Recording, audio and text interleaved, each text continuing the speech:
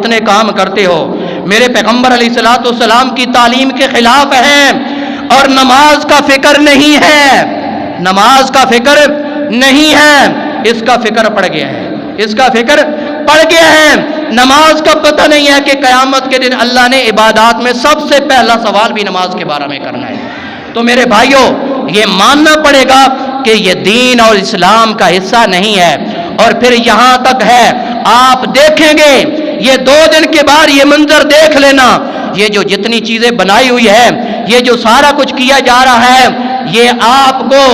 گندوں نالوں کے اوپر نظر آئے گا، آپ کو کچروں کے اوپر یہ سارا کچھ نظر آئے گا۔ جہاں لکھا ہوگا میرے نبی کا نام لکھا ہوگا، اللہ کا نام لکھا ہوگا، ان جھنڈیوں کے اوپر، ان جھنڈوں کے اوپر لکھا ہوا ہوگا، اور وہ کچروں کے اندر پڑے ہوں گے۔ میرے بھائیوں یہی پیغمبر کے ساتھ محبت ہے کہ آپ نے 1 دن منا لی ہے اور بس اس دن کے بعد ختم ہے؟ میرے بھائیوں پیغمبر کے ساتھ محبت یہ ہے کہ جو میرے پیغمبر کی زبان سے نکلا ہے اس پر عمل کر کے دکھاؤ، یہ محبت ہے،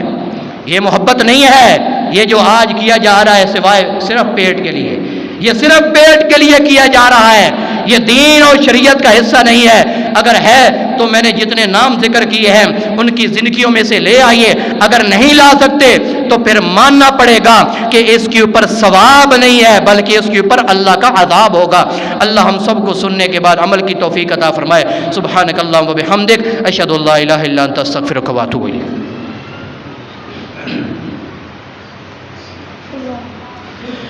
ان الحمد لله نحمده ونستعينه ونستغفره ونعوذ بالله من شرور انفسنا ومن سيئات اعمالنا، من يهد الله فلا مضل له ومن يضلل فلا هادي له، ونشهد ان لا اله الا الله وحده لا شريك له، ونشهد ان محمدا عبده ورسوله۔ ان الله وملائكته يصلون على النبي يا ايها الذين امنوا صلوا عليه وسلموا تسليما۔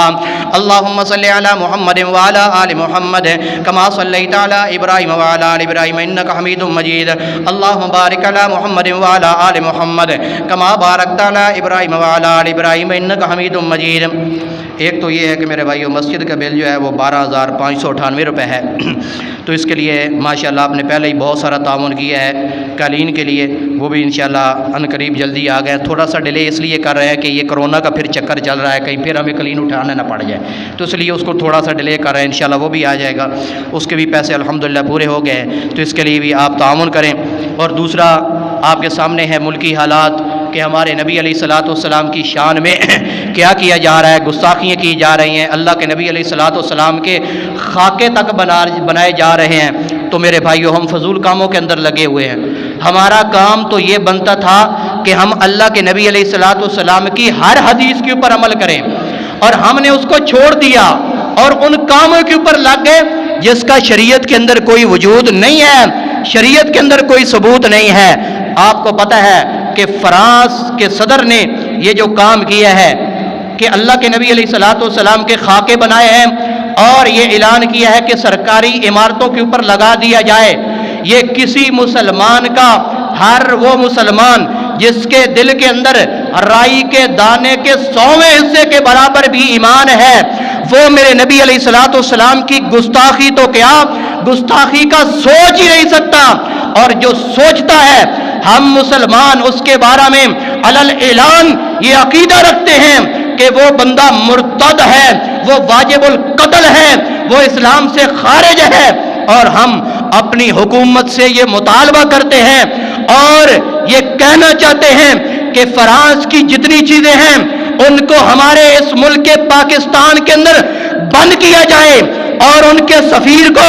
یہاں سے بھگایا جائے۔ اور میرے بھائیوں ہم مسلمان ہیں، ہم نے نبی کا کلمہ پڑھا ہے، ہمارا بھی حق بنتا ہے کہ ہم مسلمان ہونے کے ناطے سے ہمیں پتہ چلے کہ یہ چیزیں فرانس کی ہے، ہم ان چیزوں کو نہیں خریدیں گے،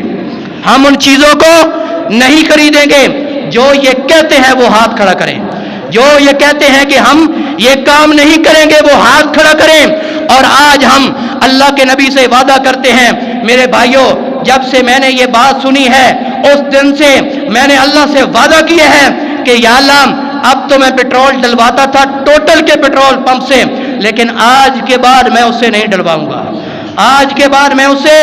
نہیں ڈلواؤں گا۔ آپ سے بھی میں کہتا ہوں کہ میرے بھائیوں، جتنے یہاں بیٹھے ہیں، جہاں تک یہ بات پہنچا سکتے ہیں پہنچائیے کہ ان کی جتنی بھی چیزیں ہیں، چاہے پیٹرول پمپ ہے، کوئی اور چیز ہے، اس کا بائیکاٹ کیا جائے۔ ان کی چیزوں کو اگر دکان کے اندر پڑی ہے، رب کعبہ کی قسم اٹھا کر کہتا ہوں، اللہ کی رضا کے لیے، نبی کو راضی کرنے کے لیے اٹھا کے باہر پھینک دیجئے، اللہ انشاءاللہ اس کے بدلے میں بھی تمہارے رزق کے اندر برکتیں عطا فرمائے گا، تمہیں خسارہ نہیں ہوگا۔ اگر آپ نے نبی کی حرمت کے لیے، نبی کے دفاع کے لیے یہ کام کریں گے تو اللہ آپ کا یہ عمل انشاءاللہ ضائع نہیں ہونے دے گا۔ میرے بھائیوں، یاد رکھنا کہ کچھ ہمارے کام بھی ہیں، ہم نے بھی کرنے ہیں، اور یہ کافر، یہ مرتد، یہ زندیق ایسے نہیں مانیں گے۔ ہم احتجاج کریں، احتجاج وہ قومیں کرتی ہیں جو کمزور ہوتی ہیں، احتجاج کمزور قومیں کرتی ہیں، اور جو طاقتور ہوتی ہیں وہ علاج کرتے ہیں، وہ احتجاج نہیں کرتے۔ اللہ کے نبی علیہ الصلوۃ والسلام کے دور کے اندر ایک آدمی نے میرے نبی کی گستاخی کی، آپ نے صرف ایک صحابی کو بھیجا۔ کس کو؟ ایک صحابی کو بھیجا، اس کے گھر کے اندر جا کر اس کو قتل کر دیا۔ بتائیے کہ ایک صحابی ہے، مسلمان ہے، دل کے اندر محبت رسول ہے، اگر وہ اکیلا ایک کو قتل کر سکتا ہے تو یہ پوری امت، جو بچہ اگر بریلوی کا بچہ ہے، اگر دو بند کا بچہ ہے، اہل حدیث کا بچہ ہے، نبی کی حرمت کے لیے، نبی کی عزت کے لیے، نبی کی ناموس کے لیے انشاءاللہ وہ نکلے گا، اور سر پہ کفن باندھ کر نکلے گا، اور دنیا کائنات کو بتائے گا۔ جب ہماری حکومت یہ اعلان کر دے کہ ہاں ان کے خلاف جہاد کرو، انشاءاللہ سب سے اول نمبر پر میں بھی نکلنے کے لیے تیار ہوں۔ آپ تیار ہیں؟ ہم سب تیار ہیں۔ میرے بھائیوں، ہمیں یہ دیکھنا چاہیے، جب تک ہم اپنے آپ کو طاقتور نہیں بنائیں گے یہ ہمارے اوپر چڑھیں گے۔ جس دن ہم طاقتور بن جائیں گے یہ انشاءاللہ مسلمانوں کی آواز سے بھی ڈر کے بھاگیں گے۔ تو میرے بھائیوں، ہمیں اللہ سے دعا کرنی چاہیے کہ اللہ رب العالمین ہم سب کو صحیح معنوں کے اندر نبی کا دفاع کرنے کی توفیق عطا فرمائے، اور نبی علیہ الصلوۃ والسلام کے نقش قدم پر چلنے کی توفیق عطا فرمائے۔ ان اللہ یامر بالعدل والاحسان وایتاء ذی القربی